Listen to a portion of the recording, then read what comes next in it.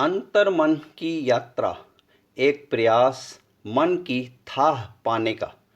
अंतर्मन की यात्रा में 250 वीडियो के द्वारा मन की अथाह गहराइयों में डुबकी लगाने और कुछ ज्ञान के मोती हासिल करने के हमने प्रयत्न किए, पर मन की गहराई की थाह अब तक कोई पा सका है क्या? जबकि इंसान हर समय अपने मन के हवाले होता है, पर ऊपरी सतह पर तैरते रहने को ही उपलब्धि मान के अहंकार भाव में सब कुछ पा लिया का वहम पाल लेता है। हर इंसान अपने ही मन के विज्ञान को समझने में ही जब गोथा खा जाता है, तो किसी और के मन को पढ़ पाना तो कैसे कर सकता है। अंतर्मन की यात्रा के आरंभ में ही मैंने स्पष्ट कर दिया था कि ये यात्रा मन के अंदर गहरे उतरने की यात्रा होगी और भरपूर धीरज और जिज्ञासा के द्वारा कुछ ऐसे मोती हासिल करना ही हमारा उद्देश्य होगा जो हमारे मनुष्य जीवन को संवार कर एक ऊंचाई दिलवा सके। भरपूर होशो हवास में भाषा के पूरे संतुलन के साथ कुछ हासिल कर पाने के प्रयत्न हमने किए हैं। चूंकि ग्रहणशीलता अपनी अपनी के आधार पर अपने अपने आंचल में कोई क्या ले पाया है, ये हर किसी के अपने आत्म अवलोकन का विषय है। लंबी यात्रा के दौरान नीरस मन कई यात्री यात्रा छोड़ चुके हैं, तो कई नए जिज्ञासु यात्री पूरी दिलचस्पी के साथ यात्रा में शामिल भी हुए हैं।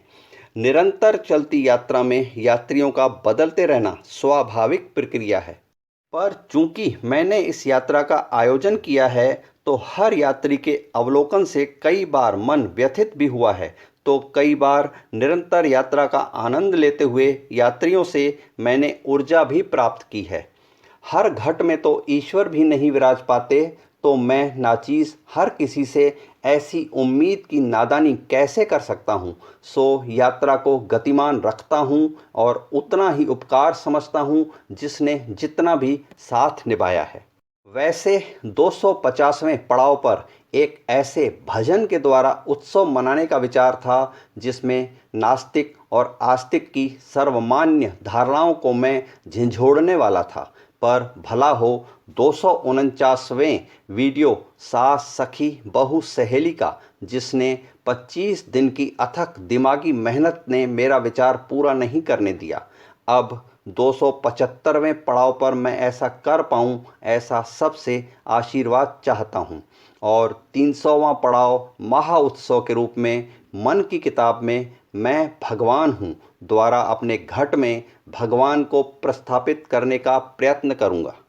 मेरे आदर्श पुरुष के अंतर्गत एक और आदर्श पुरुष मेरी स्वीकृति में आया है, जिससे मैं प्रभावित होकर अपनी ज़िंदगी में अपना आदर्श पुरुष का दर्जा प्रदान करने वाला हूँ।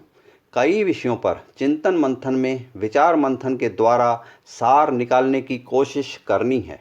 बस केवल मेरे प्रति वैचारिक रूप से समर्पित मेरे सभी सहयात्री मुझे प्रोत्साहित करते रहें, ताकि सरलता से सांसें लेते हुए आनंदपूर्वक इस यात्रा को निरंतर गतिमान बनाए रख सकूं।